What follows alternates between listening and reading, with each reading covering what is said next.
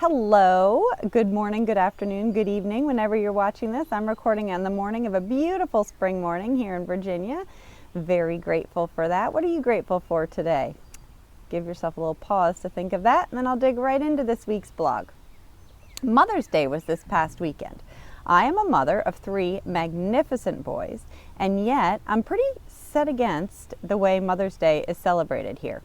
Did you catch my rant on social media about how it's not your kids or your spouse's responsibility to make the day special for you? The message is true, and it's actually much bigger than this. It's not your kids, your moms, your spouses, your neighbors, or anyone else's responsibility to make you happy on any day of your life, Mother's Day or today. It's yours. If you grasp this one concept, your life will be spent in a happier, less emotionally reactive place. If you're happy, it's because of the thoughts that you're thinking, not because of the gift you were given or the dinner you went out to. It's our thoughts that create our feelings.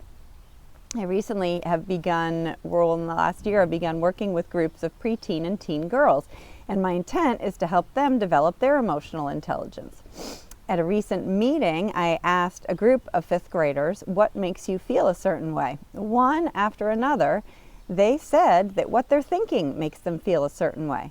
I almost cried tears of joy. Why? Because if you listen to the news, scroll Facebook, or talk to your girlfriends, you'll see the exact opposite message. We're programmed the exact opposite message our whole life. Oh, these new jeans will make you happy. Drinking that wine will make you feel less stress. Getting a new bracelet will make you feel loved and like you're a good mom. Sure, those things can leave you feeling those feelings, but is it because of the action or the item? Nope, it's because of the thoughts you think about those things. One of my friends always gets flowers for Mother's Day, and she hates it. Does she hate flowers? No. It's her thoughts about the flowers that leave her feeling resentful, unloved, and unappreciated. Okay, repeat after me. My thoughts create my feelings. Here's the truth. The day you take responsibility for how you feel is the day you were free. Free. You will still feel crappy. You'll still feel angry, sad, unloved, depressed, anxious, and stressed. It's not that you'll suddenly just have all these glorious happy emotions. You will still feel the more difficult emotions. The difference is that you will know that you are in charge. You feel the way you feel because of the thoughts you're thinking. The people around you in your life can do whatever they want to do. They can give you flowers or not give you flowers. They can take you out to lunch at your favorite restaurant, or they can take you out to lunch at a restaurant that you can't stand. You are in charge of what you think about it.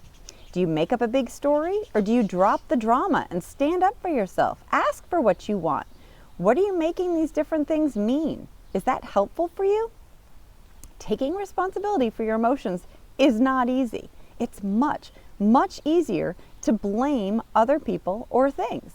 If I can blame my spouse for my anger, then when I snap at my kids, I can blame him and feel less guilt. If I can blame my boss for my stress at work, then I can blame him for the 2 glasses of wine I drink each night to de-stress. The thing is that when you give everyone else the power of your emotions and actions, you let them decide how to live your life. You and your mom might be big boned, but the reason you're overweight is because of you, not your genes and not her. Stop eating when you're not hungry. Get off the couch. What's interesting is that so much of this blaming stems from our inability to take care of ourselves. Often we reach middle age and we realize we're so disconnected that we don't even know what we want or what we like. We've been living our life based on what other people want, and we're like, what do I like? Mother's Day is a perfect example. We put pressure on ourselves and our families for what the day should be like. Well, my suggestion is stop looking at other people's lives to gauge what yours should look like. Stop. What's right for you? What's right for your family? What do you want to do? Where do you want to eat? What do you like doing? Then make it happen.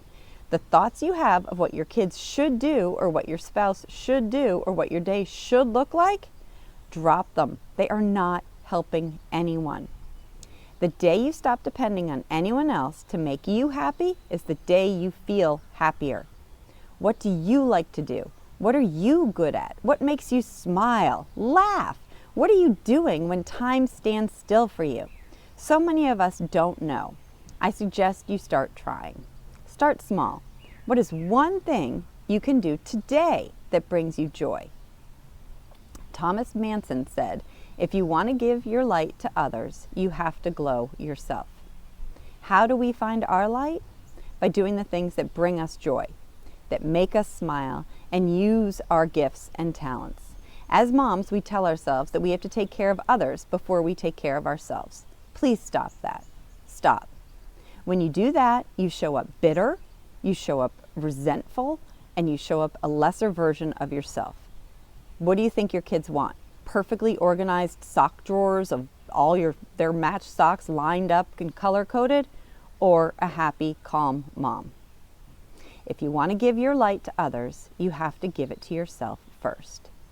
What is one thing you can do today that brings you joy? Seriously, one thing. Extra golden star bonus points if you share it below. Also bonus points if you sign up for my channel, and then you'll get alerted every time I make a new blog post. I send my love out to you. I'm grateful that you watch this, and I want you to tune into you and what makes you happy and smile, and do one little thing today. Yes, you do have time. Go, warriors.